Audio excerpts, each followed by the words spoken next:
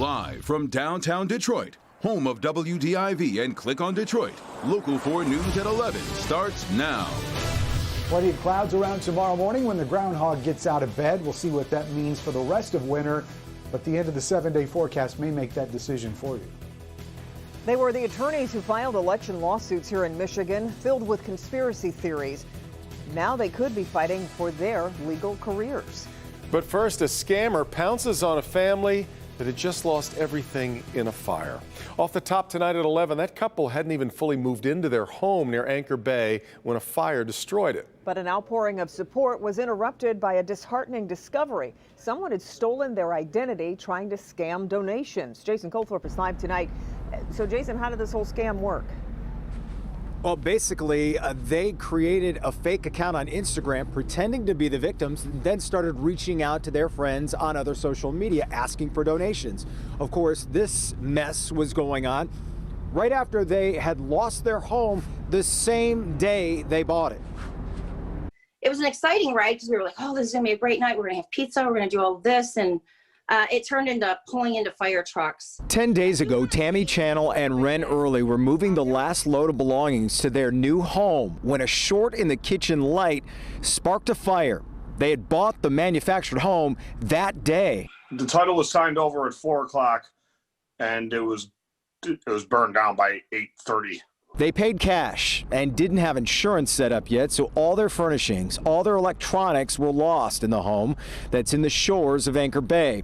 But then friends reached out to help. And after reluctantly starting an online fundraiser, Tammy got help from strangers too. It's been so overwhelming that I could cry at the kindness of strangers and people that don't know us. But it was another stranger that went on Instagram pretending to be them, asking for donations in the form of Amazon e-cards. It made me feel embarrassed that somebody would do that in my name, for one. Please don't donate to this person.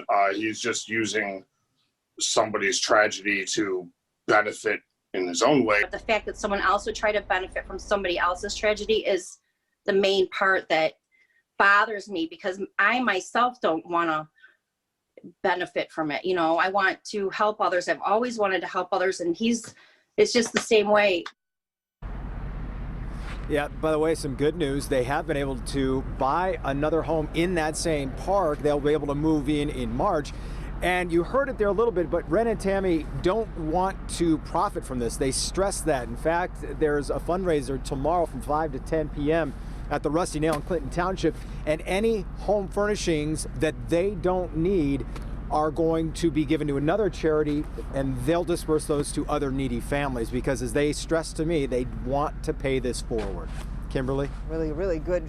Jason, I'm wondering though, any idea how much that scammer got away with?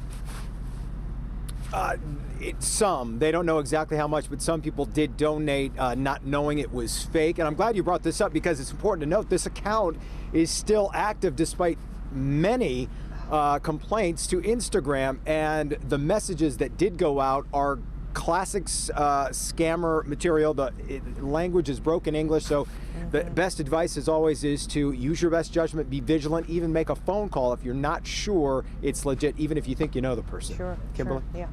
Okay, Jason, thanks. Michigan's Attorney General Dana Nessel not just looking to sanction attorneys who filed lawsuits in Michigan on behalf of the Trump campaign. Tonight, she, the governor, and the Secretary of State all trying to get them disbarred. We bring in Mara McDonald, who's following this from downtown. Mara, these aren't just local attorneys either. One of them was one of President Trump's most visible attorneys, Sidney Powell.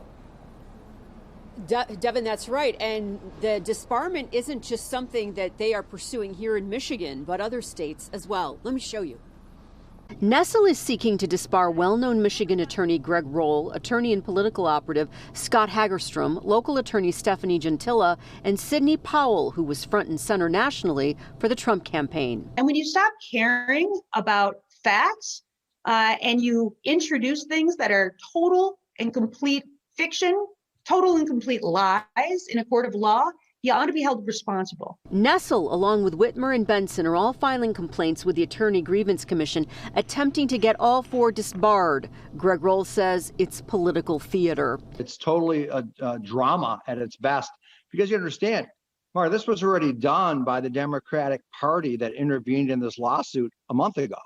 So she's just riding coattails, I guess, to embolden herself with her party people. Nestle's argument is these four knowingly submitted a lawsuit based on affidavits which were found to lack credibility in an effort to overturn the November election. We saw what happened on January the 6th. And when you saw all of those individuals who attacked the nation's capital and actually sought to do great destruction and potentially murder members of Congress, they really believed what was said in these lawsuits. They bought it hook, line, and sinker.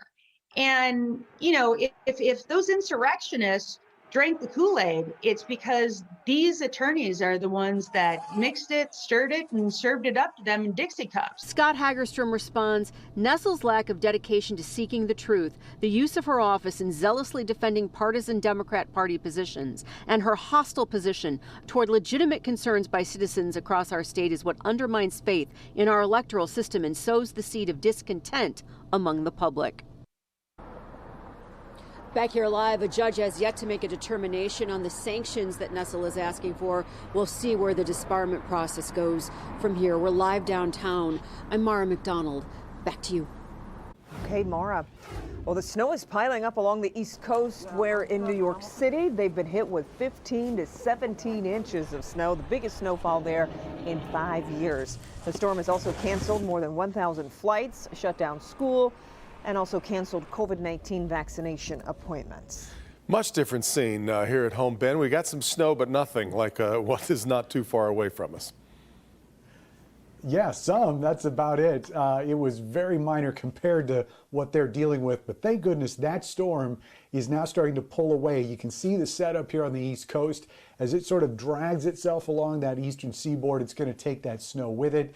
And that will also switch our winds more from the northeast, which was fueling that lake effect stuff, to more of a northerly push, which will shut that off. In fact, most of that snow over Metro Detroit right now is pretty much done. There's still a couple flakes hanging on in Storm Tracker 4. Most of that's up there in parts of Sanilac and St. Clair counties, and that is about it. So when we wake up tomorrow morning, still a lot of clouds around. Temperatures at 23, so will it be enough clouds for the groundhog to see its shadow? That is still in question. We'll have to check in with Woody and Howell and Phil up in Puxatawney tomorrow. But the weather impacts start ramping up again on Thursday. We'll talk about that system and the Arctic assault to follow in just a few minutes. Yeah. All right, Ben. On this day that indoor dining reopened, the state reported just more than 2,000 cases over the past 2 days. The 2-day total included 8 more lives lost to COVID-19. Tonight's headlines, the CDC and Moderna have told the state nearly 9,000 vaccine doses that were believed to be spoiled during shipping are now okay for use. The state also says it has vaccinated more than 1 million people in Michigan. For the first time this year, restaurants and bars were able to be open for indoor dining, but at 25% capacity. It's tough, it's going to be tough, but we're going to have to do it, abiding by the guideline, the rules, and we're just hoping that it opens up to 50%. Some of them don't believe that the amount it will take to get themselves back open is worth it at 25%. So they're going to stay closed until they see something a little bit better. The new restaurant restrictions also include a 10 p.m. curfew. Dr. Janae Caldoun has been behind the podium with the governor at what feel now like countless coronavirus briefings. Tomorrow morning, hear what the state's top doctor predicts for Michigan's future. When will our lives go back to normal? And it seems like a new normal is probably the best answer. Do you think that we're ever going to be normal again? That's a good question. From masks to youth sports, wake up for a COVID timeline for 2021 tomorrow at 6:30 a.m. on Local 4 News Today.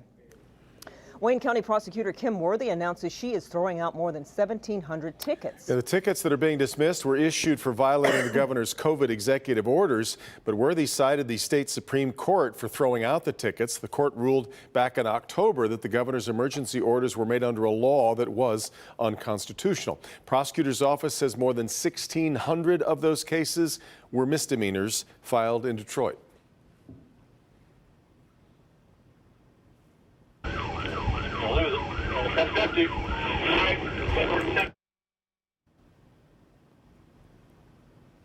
Warren police arrest 2 people after a chase that started at a used car dealership.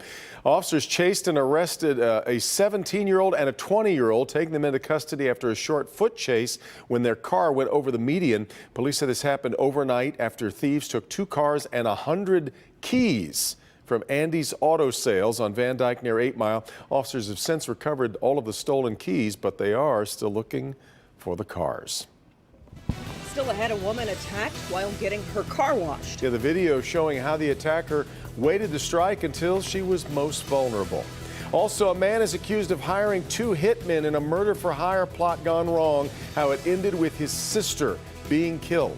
But first, President Biden meets with a group of Republican senators, what the group had to say after a 2-hour meeting and how it could impact the size of the next round of stimulus checks when we come back.